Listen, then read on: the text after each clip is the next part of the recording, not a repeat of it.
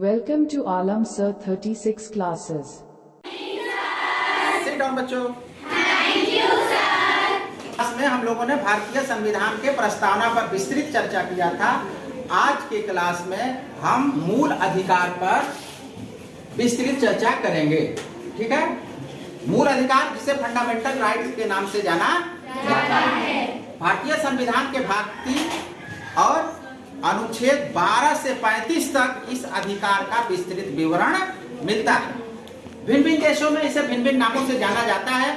जैसे इंग्लैंड में इसे मैग्ना कार्टा के नाम से जाना जाता है, क्योंकि सबसे पहले 1215 ईस्वी में इंग्लैंड में ही इसे लाया गया था। उसके बाद अमेरिका में इसे FR यानी फंडामेंटल राइट्स के नाम से जाना जाता है।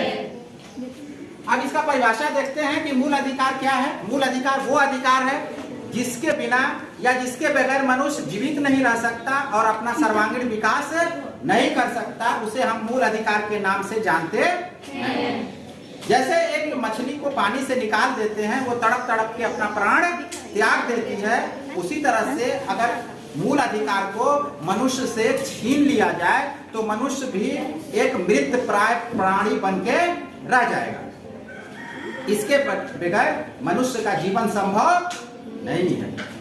अब देखेंगे बारी बारी से हम कि इसके 6 प्रकार होते हैं। पहला है समता या समानता का अधिकार, जो भारतीय संविधान के अनुच्छेद 14 से 18 तक इसका विस्तृत विवरण मिलता है। दूसरा है स्वतंत्रता का अधिकार, भारतीय संविधान के अनुच्छेद 19 से 22 तक इसका विस्तृत विवरण मिलता है। तीसरा है शोषण के विरुद्ध अधिकार, भारतीय संविधान के अनुच्छेद 23 से 24 तक इसका जिक्र मिलता है। चौथा है धार्मिक स्वतंत्रता का अधिकार, जो भारतीय संविधान के अनुच्छेद 25 से 28 तक इसका विवरण मिलता है।